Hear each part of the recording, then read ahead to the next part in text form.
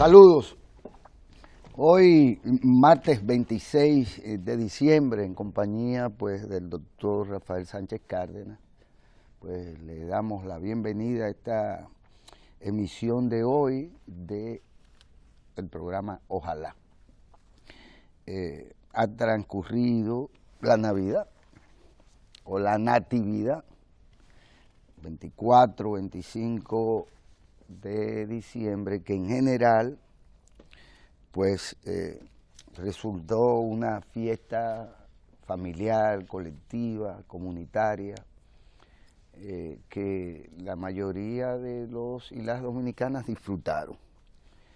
Entre ellos, bueno, pues todo el personal de esta corporación que por igual disfrutó el 24 y la programación especial que tuvo este Canal 4 RD para diversión y entretenimiento y gozo de todos nosotros. Miren, hay noticias importantes, informaciones importantes en el plano internacional que de entrada nosotros quisiéramos compartir. La primera es el anuncio de que el régimen o el gobierno de Nicolás Maduro en Venezuela pues ejecutó, por así decirlo, o puso en libertad a una considerable cantidad de opositores condenados o detenidos por el accionar irregular que les caracterizó en esta última etapa. Esto aparentemente en cumplimiento, ¿cuántos son en cumplimiento precisamente del diálogo de paz? Del diálogo, si no de paz, del diálogo que se lleva a cabo aún en nuestro país con la mediación del presidente de la República, el canciller Miguel Vargas y por igual de Domingo Zapatero, así como otros que han participado. Esta fue una de las condiciones puestas por la oposición que negocia, porque hay una oposición que no negocia, y no sé si se cumplió con todo lo esperado, pero lo cierto es que se anunció la puesta en libertad de, creo que de 26, si mal no recuerdo. Esto, creo que lo dice por aquí, no, Maduro libera a más de 40 presos políticos coincidiendo con la Navidad. Y esto es una información que nos alegra, primero porque han sido puestos de libertad personas que probablemente no deberían estar presas de no haber llegado a accionar como lo hicieron, sino porque esto limpia, allana el camino, como se dice, del entendimiento entre los venezolanos. Y esto hay obviamente que saludarlo como parte del espíritu que debe reinar en estos días. La otra noticia de igual relevancia, si se quiere, lo es la del indulto a Alberto Fujimori. Este señor condenado desde hace ya tiempo, no recuerdo a cuántos años, pues finalmente obtiene un indulto que lo manda para su casa. Ya este señor es un anciano, enfermo, que lleva varias operaciones, 4, 5, 6 operaciones, y bueno, por razones humanitarias podría decirse que este indulto pudo haberse producido antes. Lo que pasa es que Perú es un país en donde el fujimorismo, aunque sigue siendo una fuerza muy importante. En su momento, pues sale del poder político, se le condena junto a Montesinos, y que nadie habla de él, ni se sabe bien dónde está, o de si murió. Está preso también. Está preso aún. Fueron condenados. Pero no fue indultado, ¿no? No fue indultado. No fue indultado, no, Montesinos no fue indultado. Igualdad, este señor, culpable o no de todo lo que se le ha inculpado, pues yo pienso que si tenía que purgar algo o pagar algo, lo hizo, porque es mucho tiempo en prisión y en las condiciones en que él fue encarcelado. El tema importante con ese movimiento, que para mí es político, es que se da en un contexto de asedio del presidente.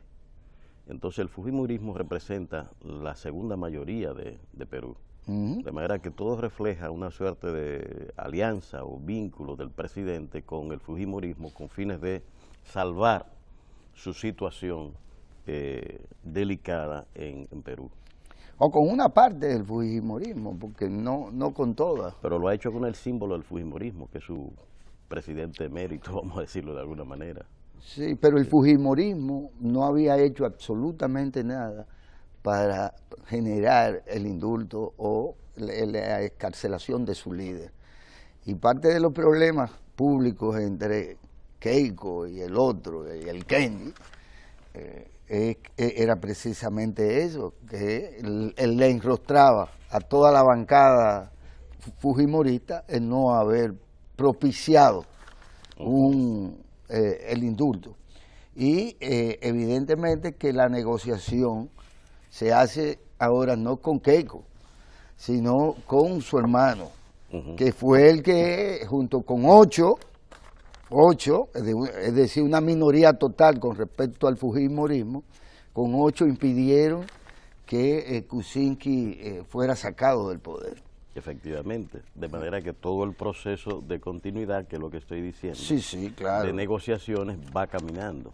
Claro. Y este gesto del presidente, pues lógicamente alienta la alianza de Kuczynski con el fujimorismo. Así es. Una variante interesante en la política peruana que hay que ver cómo va a continuar en el futuro. Mire, en la otra, en el plano esto internacional, claro, dándole la vuelta, ya llegaremos a las informaciones que en el terreno nacional, pues, hay 2 noticias más. Parecería que ya, entre otras cosas, que Estados Unidos, por decisión de Trump,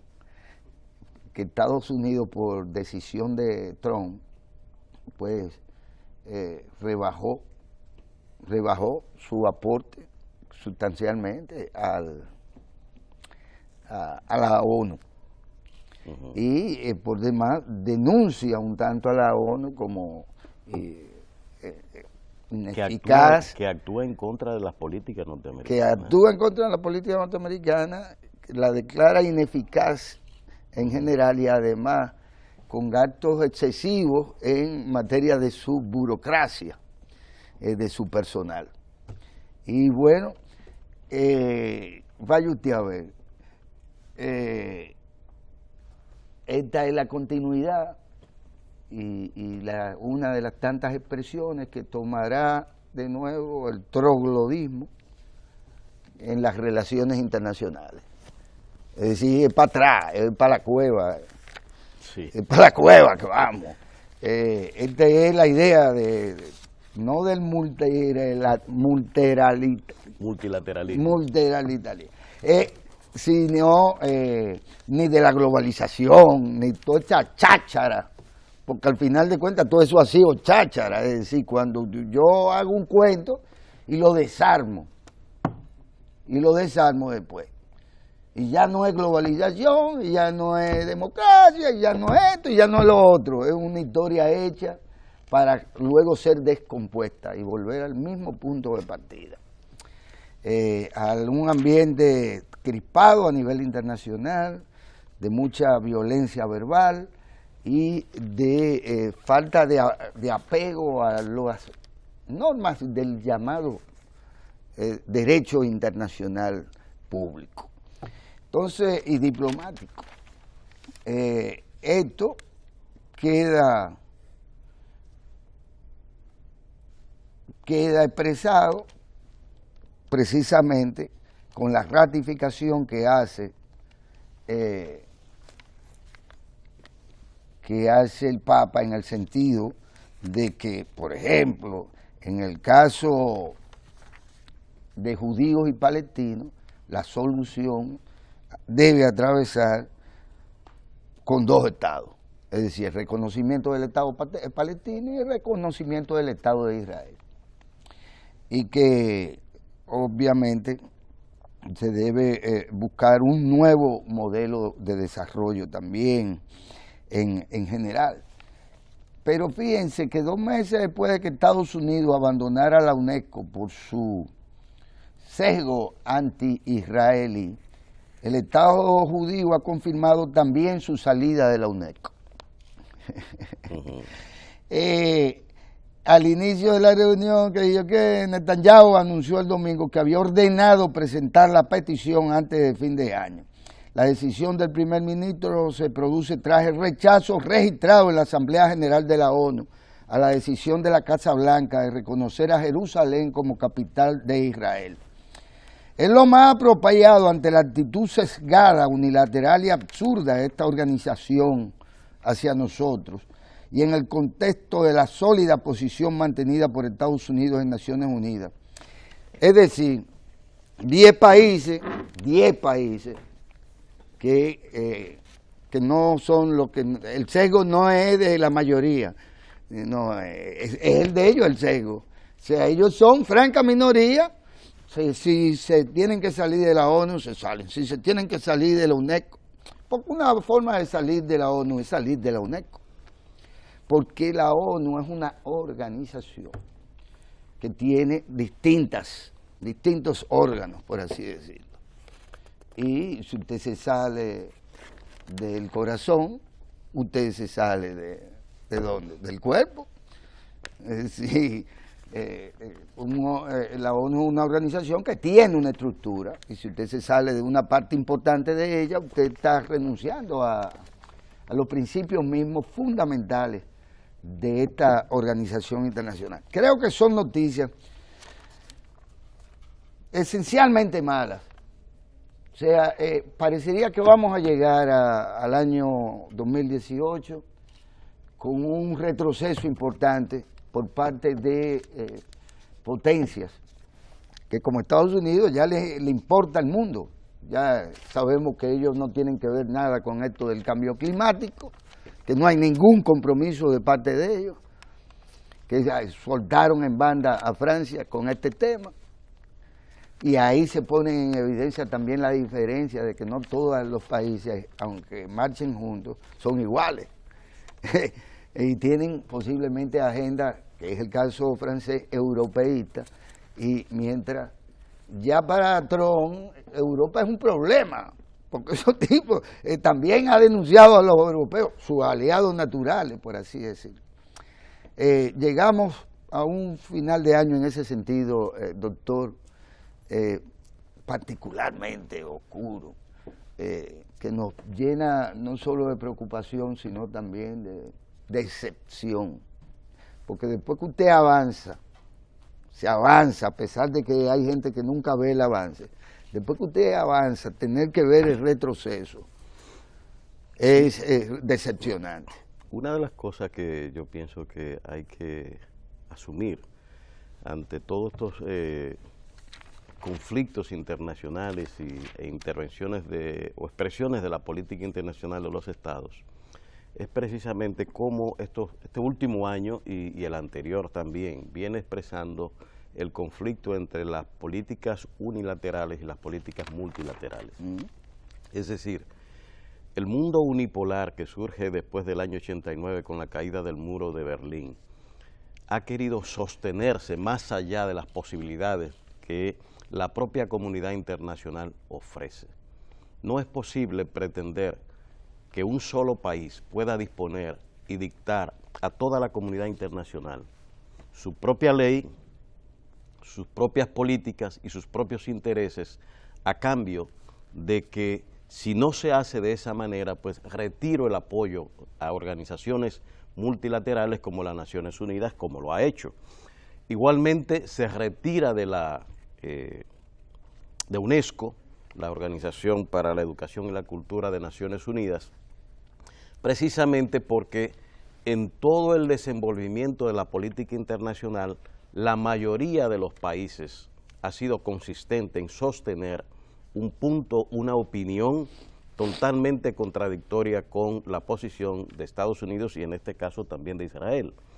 Es decir, no es posible al día de hoy ya de que a la comunidad internacional, a más de casi 175 países se le imponga el punto de vista de uno solo o dos o tres de ellos.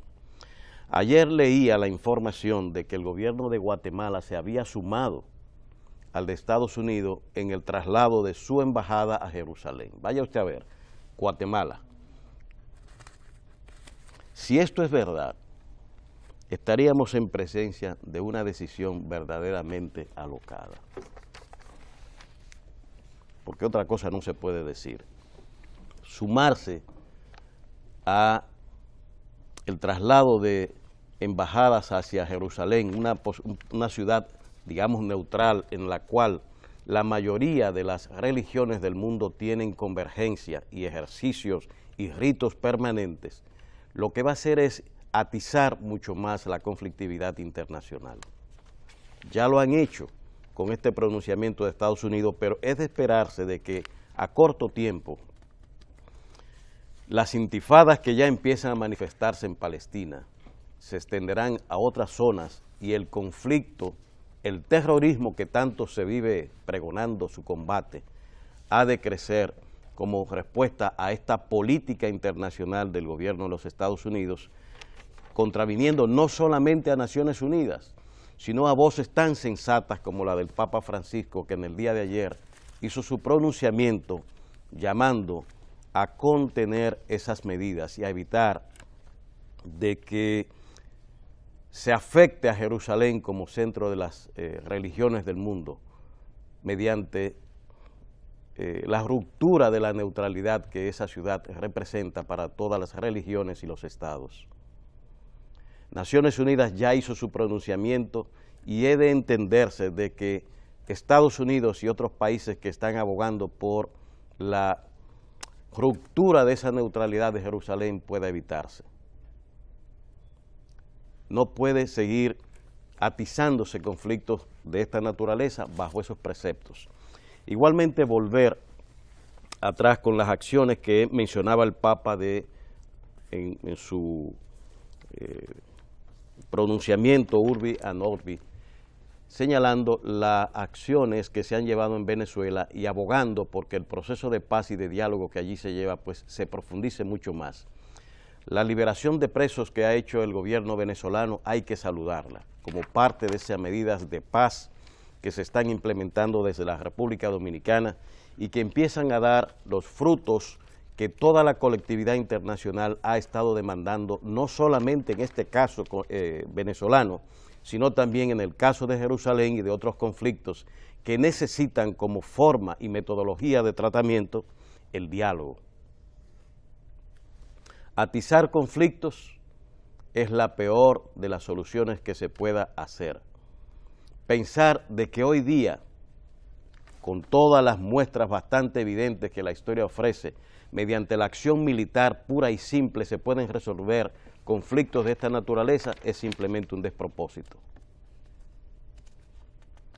Y hay que saludar estos pronunciamientos del Papa y de otras autoridades internacionales, incluyendo Naciones Unidas, que cada vez más va ratificando y repitiendo la necesidad del diálogo y la concertación para la resolución de los problemas internacionales.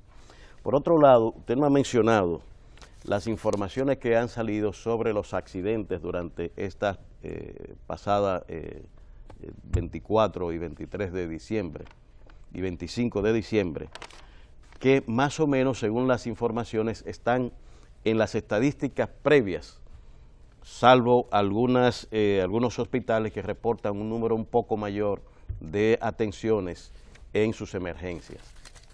Como siempre, los motoristas encabezan la lista de afectados, porque esto se ha convertido en una auténtica epidemia en la conducción desaforada que los conductores de motocicletas tienen en la ciudad.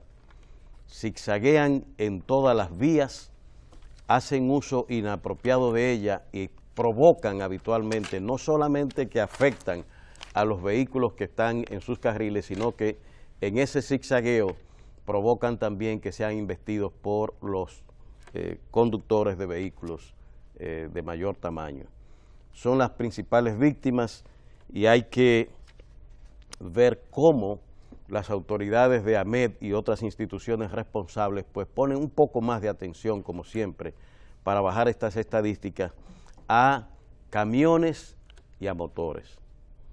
Hay la denuncia de que durante el 23 y 24, a pesar de la prohibición, muchos camiones circularon por las carreteras dominicanas en violación a esa norma que estableció ¿cómo se llama ahora el instituto? El Intran, ¿qué se llama? Intran. El nuevo Instituto para Manejo del Transporte.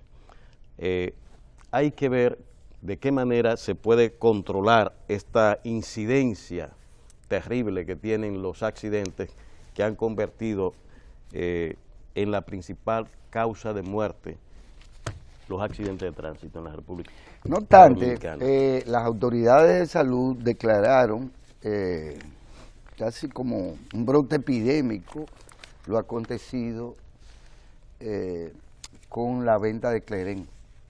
Que sigue la venta de Cleren en la frontera. Salud Pública alerta a no beber Cleren, Triculí ni Tafiá, que para muchos, pues, que quizás no son o sureños o fronterizos o de la línea noroeste, posiblemente nunca se hayan bebido un trago de Cleren o de Tafiá en un río cualquiera, en una charca cualquiera, pero muchos, bueno, pues le conocen. El tema con en esta ocasión es particularmente porque se comprobó el alto contenido de metanol en el Cleren y fueron 12 los fallecidos. No se trata de que se dieron al humo más grande, aquella famosa fiesta de los jóvenes norteamericanos que no paran hasta que paran, sí. Hasta que paran o paren, que es que todo el mundo termina, ¿verdad? Intoxicado. Y no se trata de eso, se trata de gente que se murió, de gente que falleció, y ciertamente 12 de un trancazo es preocupante. Lo extraño al final de cuentas es que, bueno, aquí dice que se intensifica el decomiso de esas bebidas. Esas bebidas no circulan en los supermercados, no circulan públicamente en los colmados, callejero, ni en todas partes. Eso tendrá focos muy específicos. Y nada más hay que buscar ahí mismo, de donde son estos 12 que fallecieron. Y ahí debe estar el alambique o la fábrica de ¿verdad? ¿Sí? Porque que no lo vayan a buscar a Punta Cana, que ahí no fue. Sí. Entonces, naturalmente, las autoridades lo que tienen es rápidamente, y esto es que ir al nudo de eso. Los alambiques siempre se ha sabido dónde están. Eso es como el tema del carbón. Sí, se sabe dónde es. Se sabe dónde es. No hay forma de que quiénes son. No hay forma de que usted haga aquí nada escondido. El doctor hace algo escondido y olvídese que está cachado y se sabe todo. Se sabe todo. ¿Cómo usted que va a estar en un alambique, que mata a 12 de un fuetazo Y si se tiene la voluntad de actuar, que se actúe y que esto no se siga batiendo como una cuestión de primera plana. Sí. Son 12 fallecidos ciertamente. Y en cualquier caso debería haber responsables también a la vista. Ya sea el tipo del colmado, ya sea el tipo del alambique, y ya están los muertos, que eso están condenados por estarse dando ellos los tragos alterados. Sí. Qué pena que se haya obrado esta situación, la vida de 12 compatriotas, y de verdad que uno no lo entiende mucho, porque ¿qué tanto más barato puede resultar el Clerén o el Triculí que cualquier romo malo eso que se venden legalmente? Dígame usted, ¿qué tan barato puede resultar? El que bebe Clerén porque esa es la bebida que le gusta. A mí me gusta el vino, o me gusta la cerveza, o me gusta aquello. A eso que beben Clerén, el tema no es por barato, no es por barato, es porque le gusta el Clerén. Y entonces, ¿qué necesidad hay también de cuál es el volumen grande de esta bebida? Como para que haya que alterarlo, porque eso es casi una alteración criminal. Si yo te voy a envenenar, y no te voy a vender Triculí, no, que te estoy vendiendo una cosa que no es Triculí, porque diciéndolo francamente, el Triculí no tiene por qué matar a nadie. Si tiene la concentración baja. Porque el tema tanto del pero como del cómo se Triculí beba, es la concentración de alcohol que tiene. Usted ve que los patentizados, el alcohol patentizado, las bebidas que se venden, tienen un 40% de alcohol. Si usted en este menjunje que se prepara en calderos y cosas por el estilo, ¿verdad?, tiene 60%, 70%, pues lógicamente que el trago que usted se bebe de Clerén va a ser un shock bastante duro. Sí, pero hay un alcohol que se usa para los cócteles que tiene 70%. Que no es 40 nada. Sí, pero la concentración del cóctel no llega tanto. Bueno, todo depende de lo que usted haga con él. De todas maneras. Pero el Clerén, lo que le quiero decir es que el Clerén no mata. No le hable mucho a Pedro del Clerén. El Clerén no mata, mata el Clerén adulterado. De irse a por así decirlo, porque al final de cuentas es una bebida extraída de un proceso similar al de cualquier otro. Déjeme informarle lo siguiente a propósito de nuevas informaciones. Salen hoy las primeras estadísticas del comportamiento de la llegada de turistas al país de enero a noviembre, con un crecimiento de 3.9%, es decir, sigue el crecimiento del turismo dominicano alcanzando 5.56 millones de turistas por año. Con relación al año 2014, que se recibieron 4.6, estamos hablando de que del 14 ahora al 17, a diciembre del 17, tenemos noviembre del 17, 1 millón adicional de turistas, ¿verdad? Y de ellos, el crecimiento mayor se manifestó como, ahí está una gráfica bastante interesante que muestra cómo del 2014 a 2017 se produjo este crecimiento, de manera que se puede ver claramente cómo exponencialmente, si usted traza una línea desde el primer cuadro, el gris primero pequeño, hasta el amarillo de último, va a haber una línea ascendente que será el resultado y expresión gráfica del comportamiento turístico dominicano sostenible y en crecimiento permanente. La mayor aporte lo hicieron los europeos con un crecimiento de 2.5%. Y dentro de ellos, un dato bastante interesante, Guillermo, es que de los turistas europeos, los rusos fueron los que mayor aporte hicieron, con 105.766. En segundo lugar estaba Inglaterra con 13.992. Fíjese usted la diferencia que hay entre ingleses y rusos. 10 veces superior la cantidad de turistas rusos que llegaron al país en este periodo.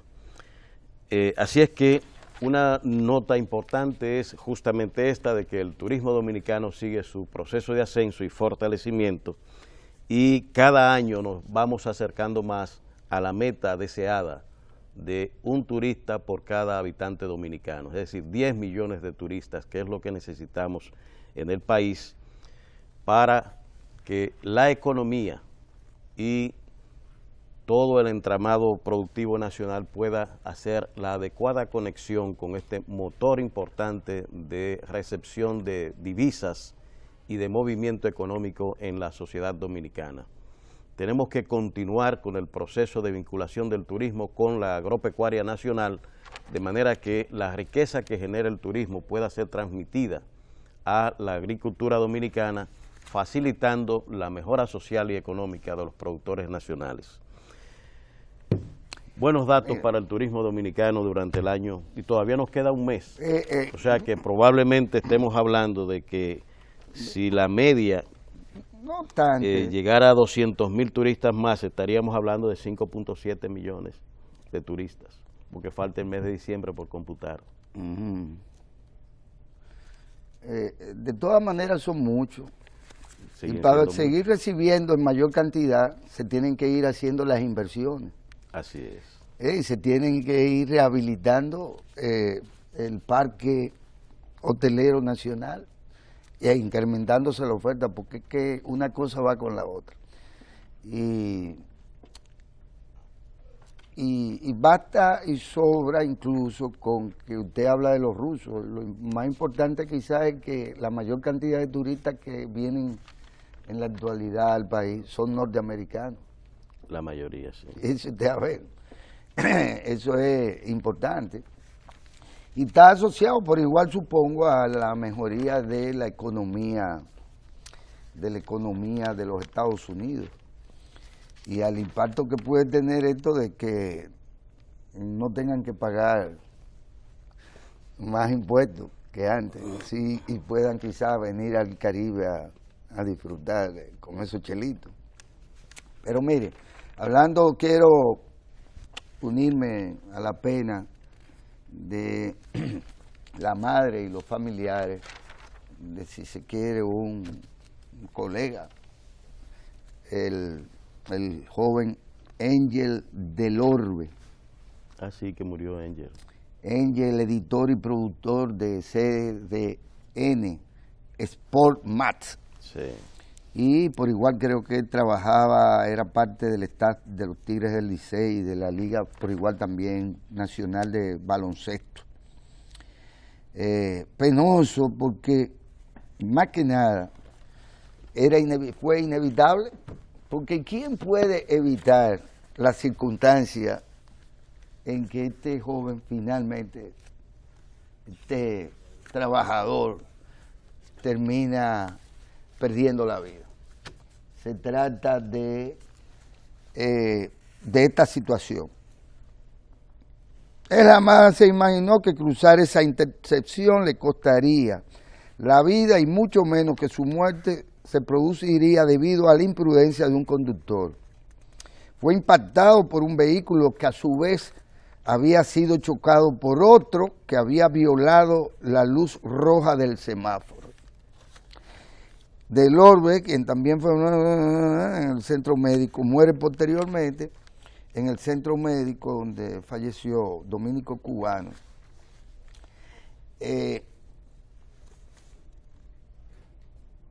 Bueno, ciertamente, qué bendito y trágico regalo para una madre. Pero ¿cómo puede evitarse que él azarosamente estuviera cruzando a pie? Ah, porque era a pie. Yo entiendo que es a pie. Era a pie que andaba. Un pobre hombre que va cruzando una intersección como esa, Roberto Pastoriza, con Tiradentes. Y que uno se mete en rojo, le da a otro y a él se lo llevan por el medio. ¿Y cómo se evita eso? Eso es técnicamente un accidente, por así decirlo, que lo genera la imprudencia y el abuso. Y de un irresponsable. De tal suerte que es una pena que este joven vinculado a los medios de comunicación, al deporte, la muerte de este joven haya sido el trágico regalo para su madre en el día de Nochebuena. es una pena inmensa. Y nosotros pues nos solidarizamos por aquí. Y no terminamos de entender cómo y por qué la prensa sigue actuando a una sola voz, si se quiere, suponiendo que las autoridades pues administran, entre comillas, las informaciones. Y ahora, en relación precisamente a las estadísticas que entienden los periódicos, las revistas comerciales, que el COE debía brindarle a la ciudadanía. Como si se tratara de que el COE no quiere ofrecer la información de los fallecidos, de que cuáles son por riña, cuáles porque sabemos lo de los 12 del Clerén, es público lo de Angel del Oro. Y bueno, las estadísticas de accidentes están siempre donde se recaba la información. Es que las revistas comerciales no quieren ir a las emergencias. Bastaría con disponer de un reportero y no depender de que el COE administre las informaciones, porque es una especie como de paranoia que le permite suponer a las revistas comerciales que las autoridades son responsables, por ejemplo, de que Angel haya muerto porque hay una violación a una luz de un semáforo, por un accidente. Es decir, ¿por qué el COE o por qué alguien tendría que ocultar el fallecimiento de este joven y las causas del fallecimiento? ¿Por qué habría de ocultarse o administrarse la información tan estratégica que las autoridades, el comité de emergencia, una cosa en la que tendríamos que confiar de entrada más que en las revistas comerciales, al momento de vertir informaciones de cualquier tipo, porque son informaciones oficiales, pero las revistas comerciales tiran cualquier mentira al aire y es la posverdad. Y son mentiras, que todo el mundo sabe que son mentiras, porque de eso es que se trata. Deberíamos confiar más en el COE cuando dé las informaciones, o confiar menos en el COE que en las revistas comerciales, que viven mintiendo. Es más, que parte de la lógica de su incidir en la agenda nacional es la mentira como insumo que se propala. Lo que pasa es que hay una deformación de las cosas. Desde las revistas comerciales lo que se pretende es la desconfianza de la ciudadanía a organismos como el COE. ¿Y por qué insisto en el tema del COE, doctor? Porque se trata de un organismo que puede estar ajeno a muchísimos otros problemas del Estado como tal. Porque es un mecanismo concebido en su naturaleza para proteger a la ciudadanía y en gran medida opera con miles y miles y miles y miles y miles de voluntarios, de jóvenes dominicanos, de ambos sexos. Es una organización civil. Es una organización civil de ayuda. ¿Ayuda a quién? Al prójimo. Entonces estos señores lo que pretenden es que en ellos se debe de confiar menos que en sus mentiras. Mira, hay una, no sé si recuerda que en algún momento decíamos por acá, el grave problema que tenemos en el país, no reconocido quizás por la prensa o trabajado, vamos a decirlo de otra manera, del déficit en el cumplimiento de deberes que hay en la sociedad dominicana. Y esta muerte que acabamos de este periodista que acabamos de decir es justamente eso. Es decir, cómo un conductor o dos conductores no cumplen con el deber de respetar la ley de tránsito, se meten en rojo y se llevan la vida de este periodista. Esto es un tema no de derecho propiamente dicho atribuible a ese conductor, sino un incumplimiento de deber. Mencionábamos, por ejemplo, y estos son periodos bastante interesantes para observar esta situación con el manejo y dispendio de la basura, en el que el ciudadano sencillamente lanza a la calle cualquier cantidad de desperdicio y misericordiamente que lo recoja el gobierno y el Estado, o el síndico, quien sea, y ellos, en vez de disponer esa basura en algún zafacón o reservarla en su vehículo para luego disponerla adecuadamente, la tiran a la calle, que otro sea responsable del tema. Pues bien, yo creo que con todo esto y los esfuerzos que se hacen desde los organismos de gobierno o civiles con fines de lograr una convivencia y unos resultados adecuados, saludables para toda la sociedad, lo que se da es justamente esto, o sea, cómo permanentemente los organismos estatales están siendo asediados, ¿verdad?, en los sistemas de opinión como los incumplidores absolutos, como la explicación del no funcionamiento de la prevención en estos casos. Y resulta que la ciudadanía, cada uno de los ciudadanos que anda borracho en un motor, desplazándose temerariamente por la vía y haciendo todo tipo de zigzagueamiento en ella, nada tiene que ver, sino el COE, como responsable de tantas muertes que se producen y no el tema del deber y la responsabilidad ciudadana que hay envuelto. Porque ¿qué tiene que ver el COE con todo y prevención y que usted diga y rediga 1000 veces de que tomen las medidas, que no beban alcohol y conduzcan? Eso se hace y se difunde permanentemente. Pero los motoristas y los conductores salen borrachos bebiendo por todas partes y hacen lo que le da la gana, como acaban de hacer con este periodista ¿y oiga dónde? En la Tiradentes con Roberto Pastoriz, en pleno centro de la ciudad. Se metieron en rojo y no han dicho si estaban o no borrachos, que muy probablemente lo estuvieran. ¿Es eso una deficiencia del COE? No. Decir eso es una irresponsabilidad en la comunicación. Es el ciudadano que motivó esta situación en la conducción temeraria y probablemente borracho con que se metió en rojo.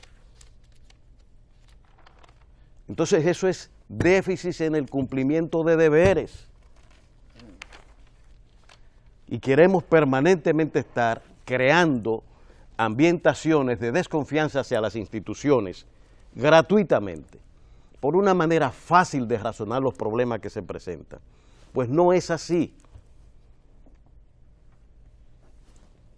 Mire, algo debo,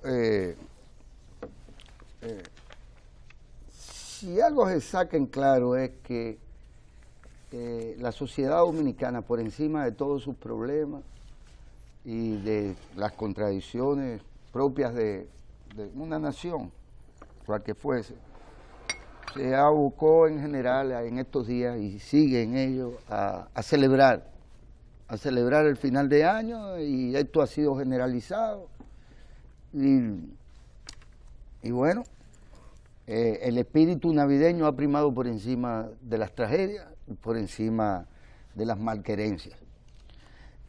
Incluso ya se sabe, se ha dicho que macos, cacatas y ciempiés y cosas por el estilo coincidieron en fiestas. Sin mayores conflictos. Sin mayores conflictos.